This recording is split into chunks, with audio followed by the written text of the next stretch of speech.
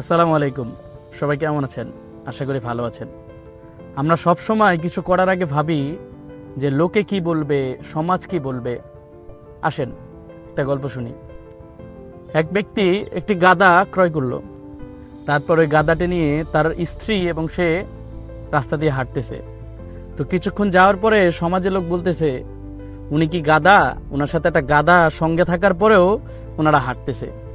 লোকটা এই কথা শোনার পরে তার বউ এবং সে গাদার পিঠে চড়ে রাস্তা অতিক্রম করছে।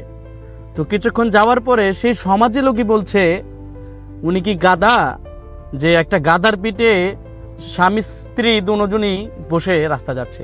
ওনার কি ভিতরে একটু মায়া নাই যে দুইজনই গাদার পিঠে চড়ে রাস্তা অতিক্রম করতেছে? তখন এই লোকটা এই কথা শুনে উনি গাদার থেকে নেমে পড়ে। তখন আরো কিছুক্ষণ যাওয়ার পরে আশেপাশে সমাজের লোকই বলতেছে যে উনি কি গাধা নিজের বউরে গাদার পিঠে বসায়া সে হাঁটতেছে। তখন এই কথা শোনার পরে সে তার বউরে নামায়া নিজে গাদার পিঠে বসে। আরো কিছুক্ষণ যাওয়ার পরে সেই সমাজের লোকই বলতেছে, উনি কি গাধা নিজে পিঠে বৈশা গাদার পিঠে বৈশা তার বউরে হাঁটাইতেছে। এটা শুই না দুজনই এখন নেমে গেল। এখন আপনারা বলেন এই লোকটা কি করবে? না গাদার পিঠে বসলেও দোষ, একা বসলেও দোষ, বউকে নিয়েও বসলে দোষ, না বসলেও দোষ। তার করণীয় কি? তো সমাজটা হচ্ছে এরকমই ভাই। আপনি যেটাকে সঠিক মনে করেন, যেটা মনে করেন এটা সঠিক পথ, যাচাই বাছাই করে দেখেন নিজের বিবেক কি বলে। যেটাকে সঠিক পথে মনে করেন সেই পথে আগান। কে কি বললো এগুলো বাদ দেন, সমাজ কি বলবে এগুলো বাদ দেন। নিজেকে নিজের মতো নিজের যোগ্যতা দিয়ে সবকিছু দিয়ে নিজের মতো নিজেকে আগান।